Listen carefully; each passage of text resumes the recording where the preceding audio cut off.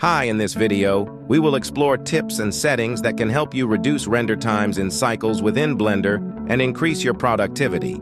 So, without taking more of your time, join me to learn these settings. By default, Blender uses the CPU for rendering in cycles. Let's start by running a test to see how long it takes to render using the CPU.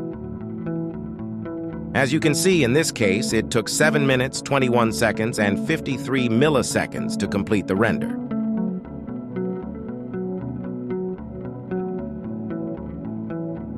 To achieve faster rendering, we can use the graphics card to handle the renders. First, change the device option from CPU to GPU compute in this section. Then, go to the Edit menu, select Preferences, and navigate to the System section. From there, go to the Cycles Render Device section. We don't need to deal with the None option. The CUDA and OptiX sections are for NVIDIA graphics cards. The HIP section is for AMD cards, and the One API section is for Intel graphics cards.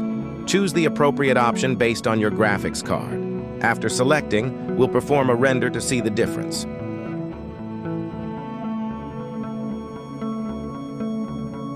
As you can see, our rendering speed has become much faster, reaching 57.97 seconds.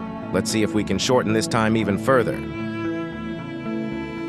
From the sampling section, go to the render section. Here we can adjust the max sample value, but I will change the noise threshold instead and set it to 1. Then I'll run the render once more to see how much the rendering speed changes. You can find the best settings for your computer by adjusting these values.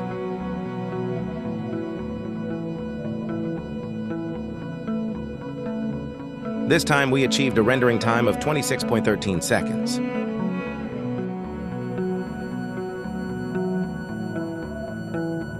Maybe we can speed up the render even more. This time, go to the Performance section and enable the Use Curves BVH option for the acceleration structure. If the Use Compact BVH option is enabled, disable it. Also, in the Final Render section, enable the Persistent Data option. This option helps significantly in speeding up the rendering process, especially for animations. As you can see, the render was completed in 23.81 seconds. There are other settings that can help speed up rendering, but I tried to focus on those that I believe have the most impact on reducing render times. I hope you enjoyed this video. Support me by liking and subscribing to my channel.